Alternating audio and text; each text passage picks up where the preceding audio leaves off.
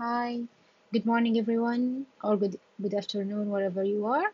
I am Tarfah Alrashid, a PhD student at the University of Sheffield. I am supervised by the professor Rob Gaizauskas. Our work is a pilot study on annotating scenes in narrative text using SceneML. Before I start, I'd like to thank the workshop organizers for organizing such a workshop that let us meet and share our work despite the pandemic. I'd also like to thank the reviewers of our paper for the reviews and comments that made our paper to become better. So let's begin. Have you ever thought of the idea of finding scenes in narrative? And why have we thought of this idea? Why do we do automatic scene segmentation? In order to support narrative studies such as automatic text illustration, automatic story picturing, to support aligning text and movies together, to support automatic image description, or automatic narrative generation. So, in order to find scenes in narratives, and in order to segment scenes, so first of all, we need to come up with a definition for a scene, and we also need to come up with a set of guidelines and a set of rules that enable us to segment narrative into scenes manually first and then automate the process. That's why we have come up with a SceneML. So please note that SceneML is a previous paper, and I'm going to only briefly describe what a SceneML is. The main task of this paper is the pilot study, the pilot annotation study, and I'm going to explain that in detail. After that, I'm going to explain the pilot study setup. I'm going to give an example of annotation. I'm going to give results and summary of the results, discuss the results, and going to conclude and to give a future work. So, the scene markup language defines a scene as a unit of a story that has three elements: time, location, and characters. So any change of these three elements indicate a change of a scene. Scene markup language have elements. The first element is entities. So entities consist of, first of all, scenes. Scenes are the main element in SceneML. They are abstract resource elements. It means that they are not explicitly annotated in the text. Second, we have SDSs, stand for scene descriptive segments. These are the actual strings of text that comprise a scene. So each scene consists of one or more SDS, but each SDS must belong to only one scene. Then we have characters, we have times, and we have locations. So each scene can consist of only one character, only one time, only one location, can contain multiple characters, and can contain one or more SDSs. The second element of scene markup language is relations. So first of all, we have narrative progression links between scenes. So the first type of the links is the sequence links. And we have that if a scene change happens because of a change in a location or characters, but the action follows directly on from the preceding scene. So the two scenes must be following each other. The second type is an ellipsis or the flashback.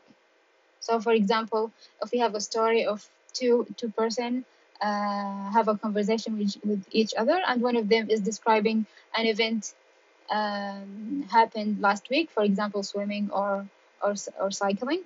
So this conversation is considered a scene that happened in the past.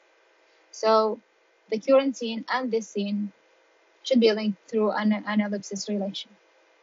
The second relation is called prolepsis or flash forward.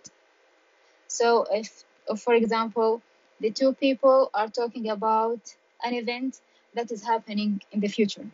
So for example, the girl is planning for events to be done in traveling. So the events that will happen in the future are linked to our current scene through a prolepsis relation. The fourth type is concurrence relations, and that happens when the transition happen because we have two scenes happening at the same time. So these links are links between scenes.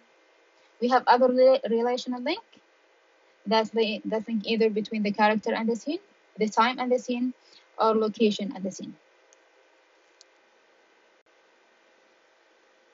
So here we have an example of a story. For example, John and Tommy are walking down the West Street, heading down the supermarket. While they were walking, they remembered a year ago.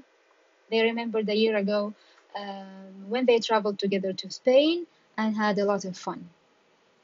As they approached to the supermarket, they found a little girl crying. So here we have a scene, and we also have a flashback. So because they remembered the event that happened in Spain last year. So here we can see that we have two scenes because when they remembered a year ago, so we have a change in a time. So here in the past, a year ago, and also a change in the location. So here we have characters. For example, this could be SDS1 because the second segment belongs to the second scene. So here we have characters, we have location for the first scene, we have time, and we have location for the second scene. The third segment here completes the story because it happened in the same time and at the same location as the first segment. So the first and the third are connected together to comprise one scene. So this one is scene 1. And this one, the middle segment, it comprises the second scene. The second scene is connected to the first scene through a flashback relation because things happened in the past, they remembered something in the past. So as you can see, SDSs are highlighted in the text. Scenes are abstract, they are not highlighted in the text. So what do we want from this pilot study? First of all, to assess the viability of scene segmentation task and the adequacy of our guidelines. So first of all, we want to see how good our guidelines are and the process. We want to see how to improve them, and we also want to see if there is any problem with our approach and with our guidelines. So now let's talk about the pilot annotation exercise. So first of all, we have chosen the book Bunnies from the Future. We have chosen 2 chapters. This book is targeted for reading ages from 10 to 13. We've chosen chapter 3 and chapter 4. Chapter 3 is 124 sentences long, 2,756 words. Chapter 4 is 65, and 1,775 words. So 3 annotators were recruited. In addition to one of the authors, that is me. They were postgraduate students and non-native speakers of English. They were asked to annotate SDSs, characters, locations, and time in the given text. They were asked to follow the guidelines based on the SceneML explained earlier. They were also asked to use the bright annotation tool.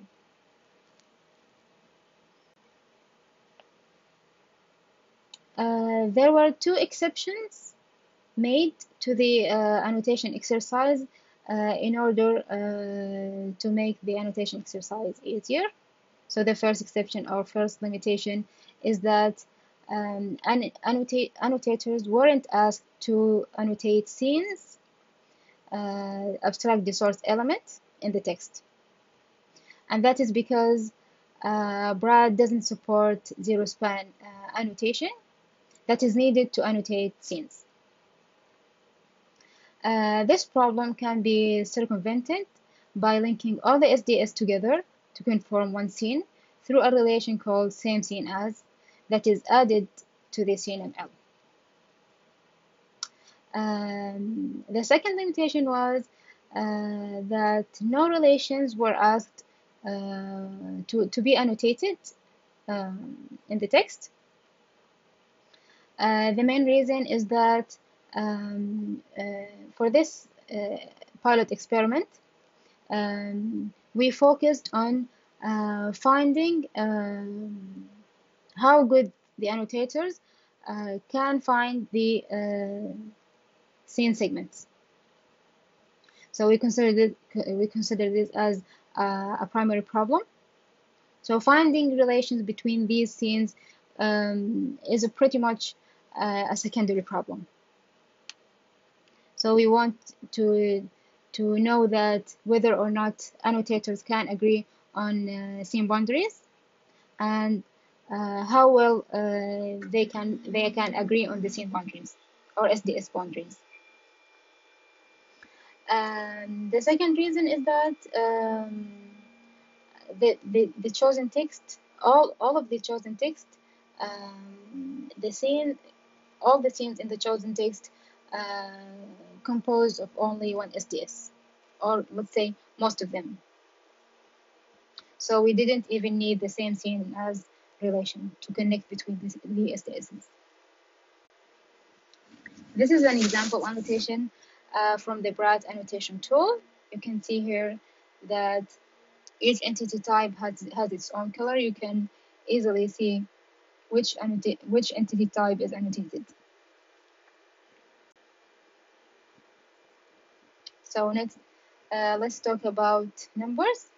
So this table summarizes the inter-annotator agreement results, pairwise inter-annotator agreement results. K1 refers to the kappa score for SDSs. K2 refers to the kappa score for all other entities together. That is character, time, and location. For each pair, we computed K1 and K2 for each chapter separately. In general, most cases are fair to moderate agreement. So fair is between 0.21 to 0.40. Moderate is between 0.41 to 0.60. Few cases are slight or substantial agreement.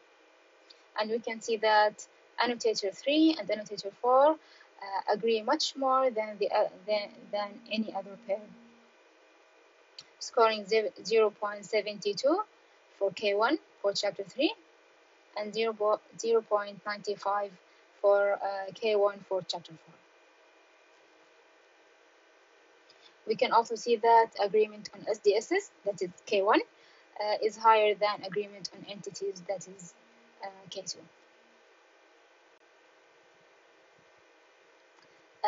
This table summarizes the percentage agreement results for each entity type by token,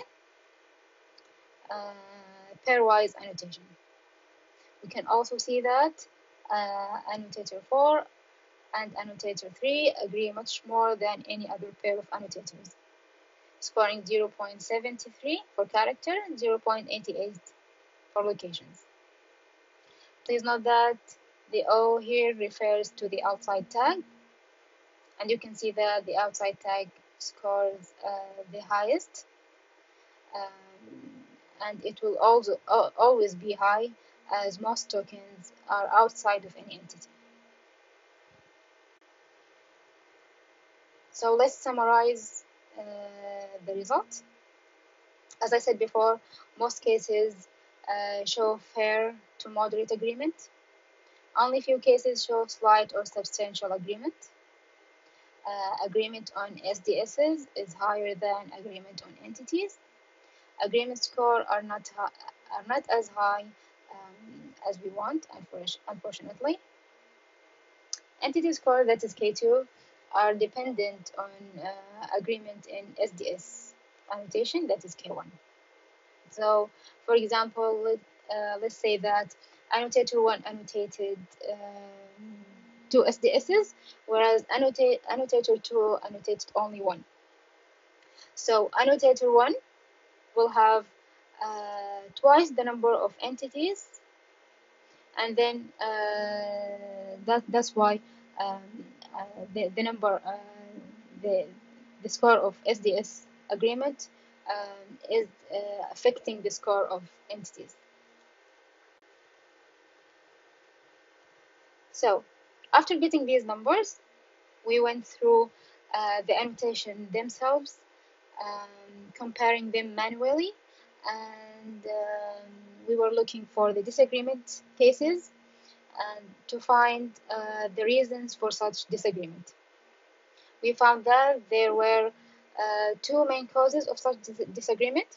The first one is lack of understanding of either the guidelines, the task, or English.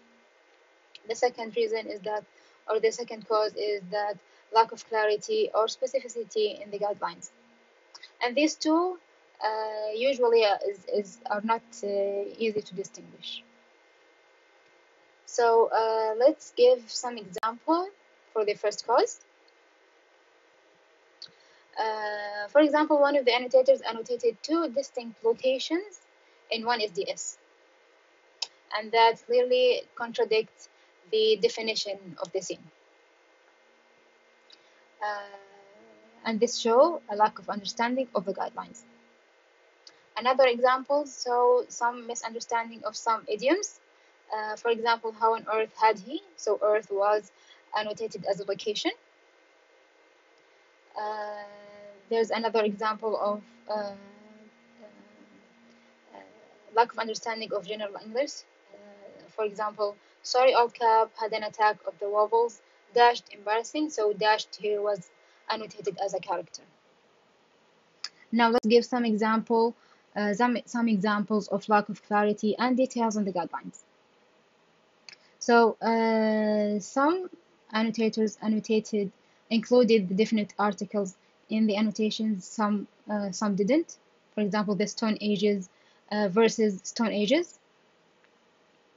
The second example do not have good fabrics in the future.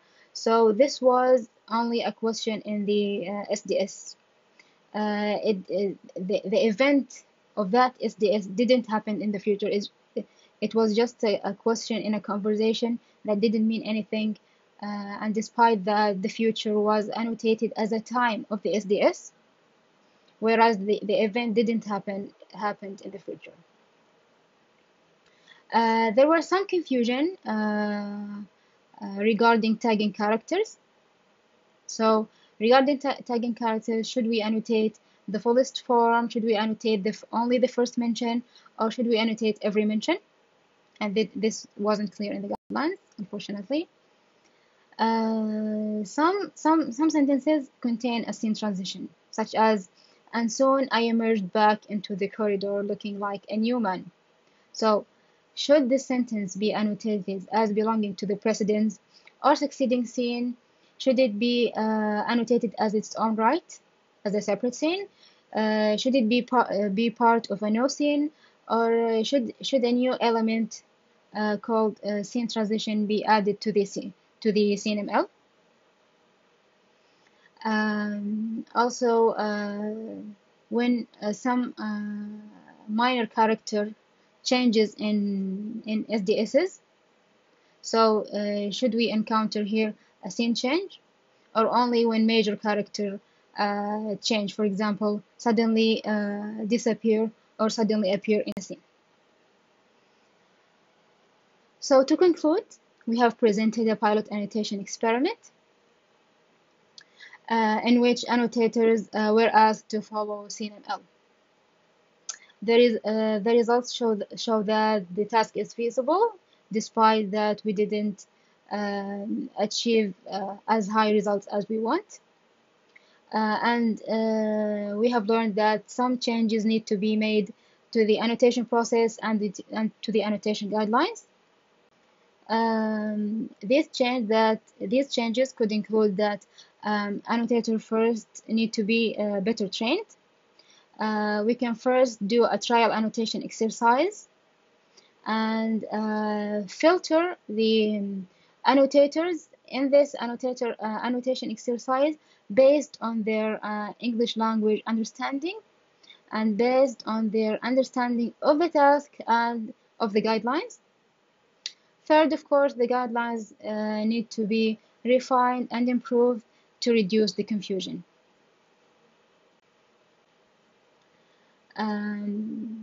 For future work, once agreement between annotators has been assured at a higher level, then first we will extend the annotation to include all SceneML elements. We are going to apply the scheme to a much wider range of text or media, such as historical or contemporary fiction for adults, as well as biography. It can also contain non-textual narrative genres, such as films.